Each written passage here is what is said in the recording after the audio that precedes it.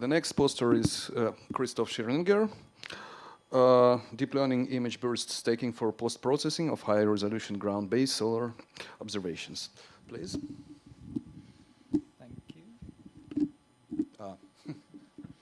Magnetic pen. Okay. Hi everybody, my name is Christoph Schirninger. I'm a PhD student at the University of Graz, and my poster is about deep learning image burst stacking for post-processing of high-resolution ground-based solar observations.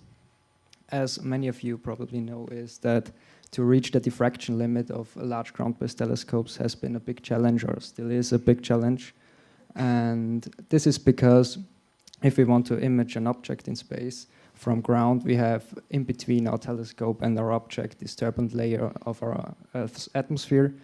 And as you can see in the figure on the right-hand side, we can consider the incoming light waves as plane waves from a distant point source.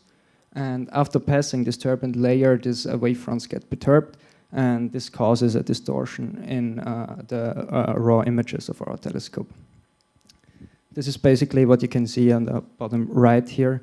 And what we can see here is that doing research with these raw quality images is pretty difficult. So therefore, we need image reconstruction methods, where we have, for example, the shift and add method, the multi-frame blind deconvolution. There also exists multi-object, multi-frame blind deconvolution, and the speckle reconstruction. On the figure here in the middle, you can see that our raw images from our telescope are given by the convolution of the 2D intensity distribution of the real object, convolved with the atmospheric transfer function of our atmosphere. And these reconstruction methods basically follow all a similar principle, where in the case of multi-frame blind deconvolution, you just deconvolve this equation to get the intensity distribution of the real object. In the case of the speckle reconstruction, you can transform this equation into the Fourier domain, where this deconvolution or this convolution becomes a multiplication, and you can get the 2D intensity distribution of the real object. So the disadvantage here is that we don't know this atmospheric point spread function. So therefore, this whole image reconstruction techniques require several minutes or even up to hours. And they're also very computationally expensive, time-consuming, therefore, and limited in its success. Therefore, we provide a deep learning method to reconstruct a low-quality image burst into a single high-resolution, high-quality image. In this figure, in both figures here, you can see the two main training cycles for our method, which is a generative adversarial network, which was originally implemented by Robert Jarolim, and he used it to translate between imaging instruments. So on the left here, you can see we start from a low-quality input burst, which is consisting of 100 low-quality images, and we use a generator AP to generate a high-resolution, high-quality image B. The discriminator then has to distinguish between a real and a synthetic high-quality image, and then we translate back with generator BA to the original low-quality input burst. Therefore, we make use of an additional neural network, which we call a noise estimator, to estimate the noise of the low-quality input burst, and then we can generate back to the original low-quality input burst. 2 minutes. Yeah. On the right-hand side, you can see the second main cycle. It's basically the same principle, but just the other way around, where we use as input a high-resolution, high-quality image, and we generate a low-quality input image burst. And discriminator A then has again to distinguish between real and synthetic, and generator AB then generates back to the original high quality, high resolution image.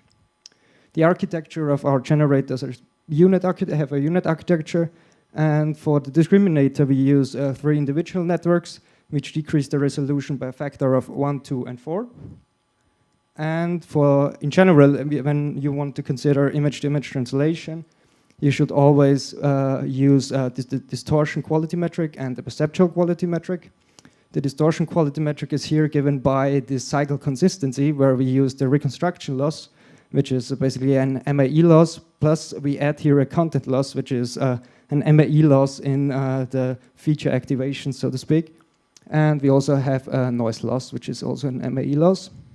And for the perceptual quality optimization, we make use of this adversarial loss, which was proposed by Goodfellow et al., where we update our generator and our discriminator while they're playing a minimax game, so they're competing against each other, where the generator tries to generate realistic images and the discriminator needs to distinguish between realistic and the synthetic images.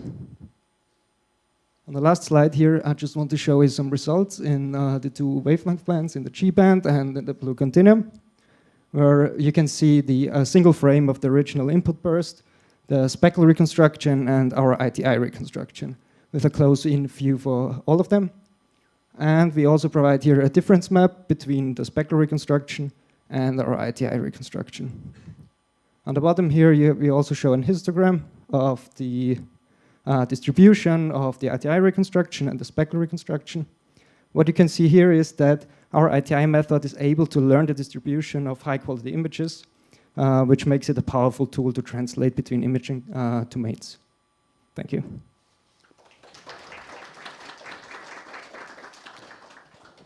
Thank you for the interesting presentation. So please, questions.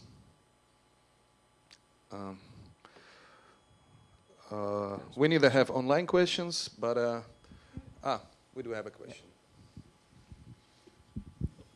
Thank you for your talk, and it was interesting work. My question is, how do you ensure that the intensity that you get in your reconstructed image represents the original solar scene, let's say? Yeah, the idea behind this work is that we reconstruct the high-resolution image by using the information of the 100 low-quality image bursts. And as you can see in the histogram, it has the same distribution.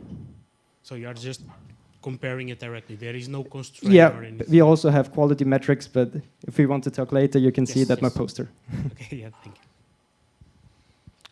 you. Any more questions? Okay, we have a couple of minutes. I might ask a question.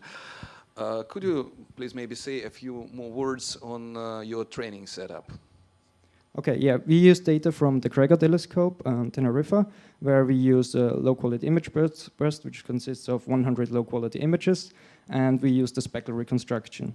And the data gets then pre-processed, so we split the data into training, validation, and test set, which is temporarily split. Well, for the test 70, yes, kind of more or less traditionally, yeah? Yeah. Oh, yeah, okay. Mm-hmm. And yeah, so...